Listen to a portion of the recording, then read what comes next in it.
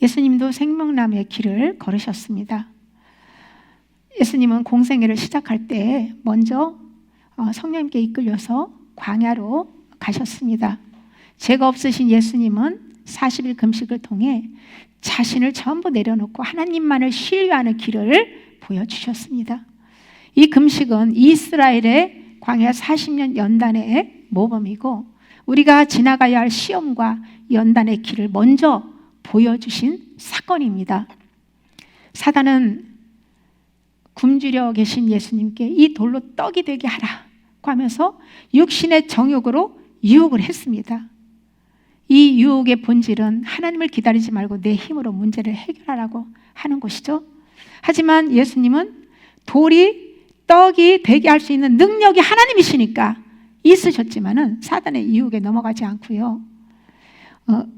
말씀으로 대적한 거예요. 사람이 떡으로만 살 것이 아니라 하나님의 입으로부터 나오는 모든 말씀을 살 것이다.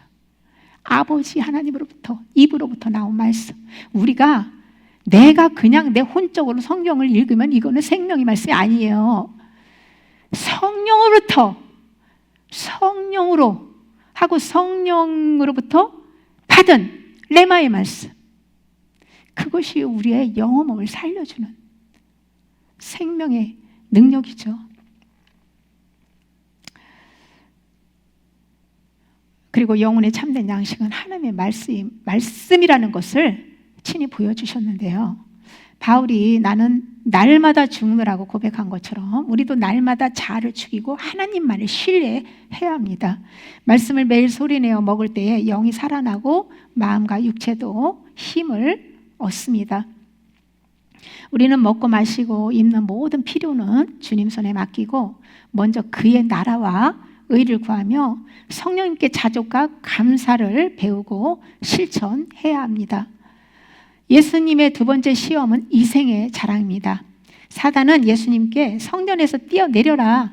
내가 하나님의 아들이라면 증명해 봐. 라고 말하며 자기 그 과시와 영적 교만으로 유혹한 거예요. 이 유혹의 핵심은 사람들의 인정이 하나님 뜻보다 더 중요하다는 거짓 메시지입니다. 하지만 예수님은 주 너희 하나님을 시험하지 말라라고 그 말씀으로 사단을 단호하게 그 유혹을 거절하신 거예요. 우리에게 주는 교훈은 하나님의 뜻을 벗어난 무리한 행동을 믿음으로 포장하면 하나님을 시험하는 것이에요. 많은 기적 같은 일들을 그런 걸 가지고 거기에 그 속에 하나님도 기적을 베푸시지만 사단이 더 많이 사용한다는 거 알아야 돼요. 예를 들면 절벽에서도 뛰어내리면서 하나님이 지켜주실 거야 라고 말하는 것은 믿음이 아니라 교만이죠. 교만. 뛰어내려 보세요. 그러면 중상을 입든지 죽든지. 사람의 인정, 과시, 드러냄은 모두 이생의 자랑을 통한 사단의 통로입니다. 이생의 자랑에 지배받을 때에 영적 성장이 멈추게 되고 마음은 교만해지고 점점 하나님과 멀어지게 되는 거예요. 이생의 자랑을 이기는 길은 날마다 자기를 부인하고 자기 십자가를 지고 주님만 따르는 삶입니다. 우리는 모든 일에서 나를 드러내지 않고 예수님만 자랑하고 높여야 합니다. 선행도 은밀하게 할 때 하나님께서 인정하시고 상급을 주시는 거죠. 예수님의 세 번째 시험은 안목의 정욕입니다. 사단은 예수님에게 세상적인 성공, 권세, 눈에 보이는 영광을 보여주면서 자신에게 엎드려 경배하면 이것들을 모두 주겠다라고 유혹합니다. 이것은 눈에 보이는 영광, 즉 안목의 정욕을 자극하는 그 시험인데요. 예수님은 주 너희 하나님만 경배하라고 이 말씀으로 단호히 거절했어요. 그러니까 보이는 영광보다 보이지 않는 하나님의 뜻을 붙드신 거죠. 예수님은 두 주인을 섬길 수 없다는 진리를 실천하시면서 우리에게 본을 보여주신 거예요. 사단이 주는 즉시적인 만족과 눈에 보이는 영광은 선악과와 같이 겉보기엔 좋아 보이지만 영적 생명을 잃게 합니다. 우리는 두 주인을 섬길 수 없어요. 둘 다 붙잡으면, 세상과 재물 둘 다 붙잡으면 다 놓치게 되는 거예요. 우리가 천국 가려면 재물, 이 선악과 사단이 주는 안목의 정욕 모든 것을 포기해야 됩니다. 영적 원리는 보이는 것보다 하나님의 말씀을 선택할 때 사단의 유혹에서 벗어날 수 있는 거예요. 안목의 정욕을 이기는 길은 하나님만 주인으로 섬기는 삶입니다. 예수님의 광야 승리는 단순한 모범이 아니라 우리의 대표 승리예요. 첫 아담이 실패한 그 시험에서 마지막 아담이신 예수님은 인류를 대신하여 완전한 승리를 이루셨습니다. 인류가 다시 하나님과 관계를 회복할 수 있는 길이 열린 거예요. 그러니까 예수님을 믿는 자들은 구원받을 수 있는 길을 활짝 열어놓으신 거죠. 그러므로 우리는 새로운 싸움을 하는 것이 아니라 이미 승리하신 예수님 안에 거함으로 그 승리에 참여하는 것이에요. 예수님의 승리에 참여하는 방법은 성령 안에서 말씀에 붙들려야 합니다. 예수님처럼 기록되었을 때 이 말씀을 기준으로 유혹을 분별해야 되는 거예요. 또한 순종과 거룩함을 실천하는 좁은 길을 선택하고 하나님 중심으로 세상 유혹을 거절해야 합니다. 사단이 유혹할 때 예수님이 이미 승리하셨다는 믿음과 예수님의 권위로 대적해야 되는 거예요. 우리 자신의 능력이 아니라 예수님의 승리와 권위로 시험과 유혹을 이길 수 있습니다. 우리의 싸움은 예수님의 승리 안에서 이루어지며 말씀과 순종으로 그 승리에 참여하는 것인데요. 사단의 시험에서 이기는 비결은 무엇일까요? 오직 말씀입니다. 예수님은 능력, 감정, 의지가 아니라 기록되었을 때 오직 말씀으로 이기셨어요.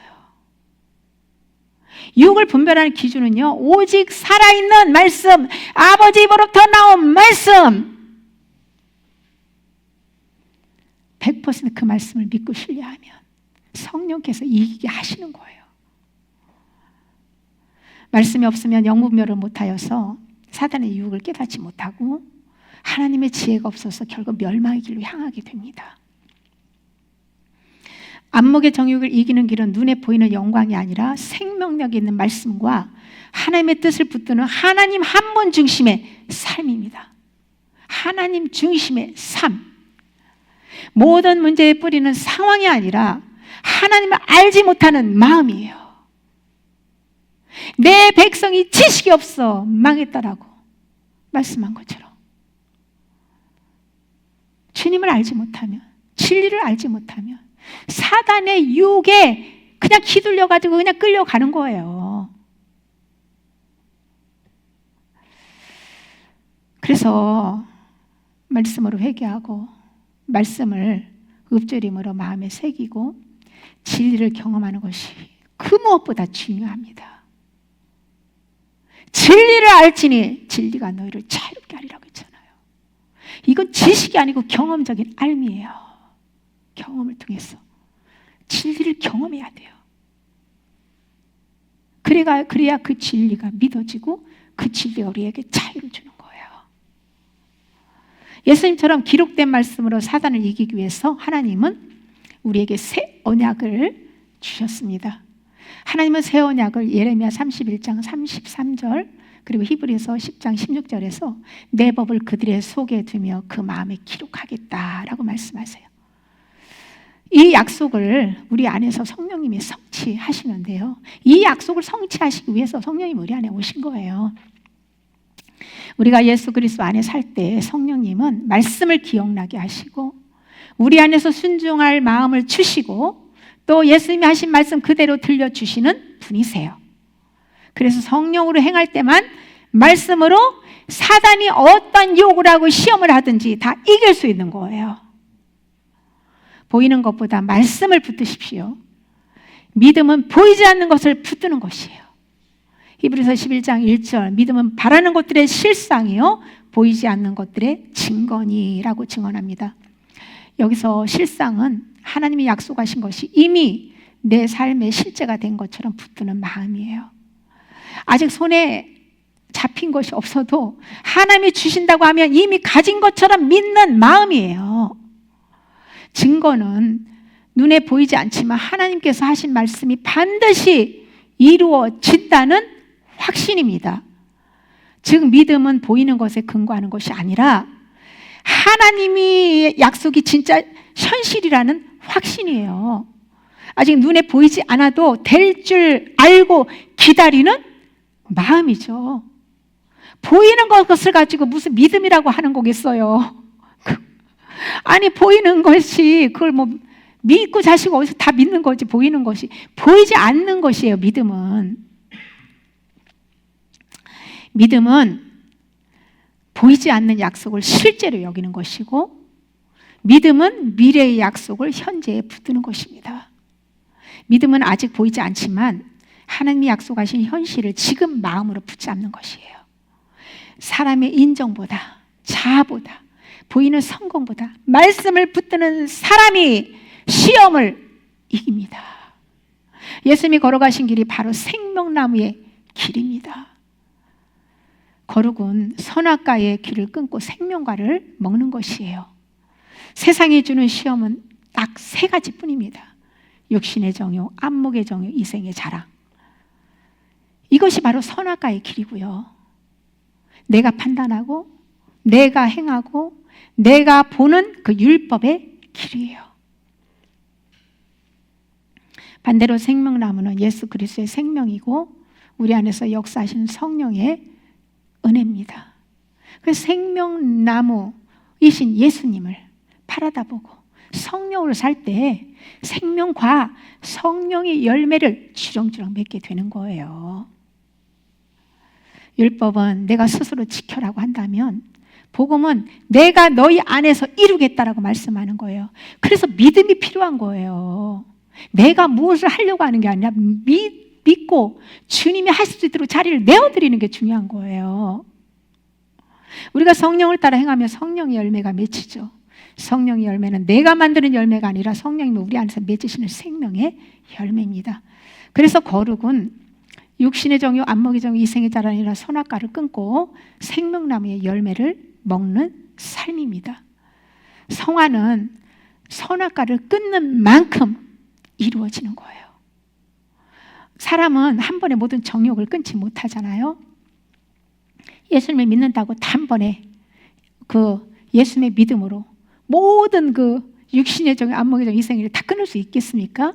그게 어렵잖아요. 그래서 하나님은 이스라엘 백성에게 광야 40년의 연단 과정을 허락하신 거예요.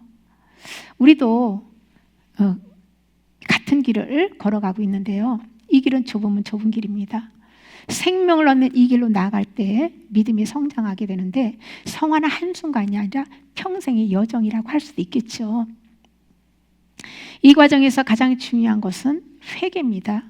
말씀을 듣고 말씀 앞에 무너지고 회개가 터질 때 성령님은 우리 안에서 새 언약을 계속 성취시켜 주십니다.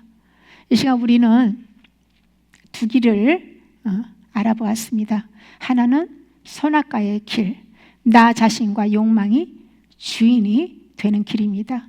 또 하나는 생명나무의 길, 하나님이 주인이 되는 길입니다. 삶 속에서 우리는 매일 선택의 순간에 서 있습니다. 복과 화가 우리 앞에 놓여 있어요. 매일 생명나무냐 선악나무냐. 우리 선택은 우리 자신이 할 수 있도록 자유의지를 주셨습니다. 순간의 편함과 눈에 보이는 유혹에 흔들릴 수 있지만은 예수님께서 보여주신 것처럼 능력보다 말씀을 믿고 순종하는 삶이 우리를 영원한 생명으로 인도한다는 것이죠. 우리가 선택해야 할 길은 분명합니다. 나의 욕심과 세상의 유혹을 따르는 길이 아니라 하나님을 신뢰하며 그분의 뜻에 순종하는 좁으면 좁은 길, 바로 생명나무의 길로 향하는 곳이에요. 하나님께서 지금 저와 여러분에게 말씀하십니다. 내가 준비한 길은 생명의 길이다. 내 눈에는 좁아 보일지라도 그 길에는 나와 함께하는 평안이 있다. 내 힘으로 가는 길은 쉬워 보이지만 결국 너를 지치게 하고 죽음으로 이끈다. 그러니 나를 신뢰하고 모든 것을 맡기고 내 손을 붙잡고 내 길을 함께 걷지 않겠니?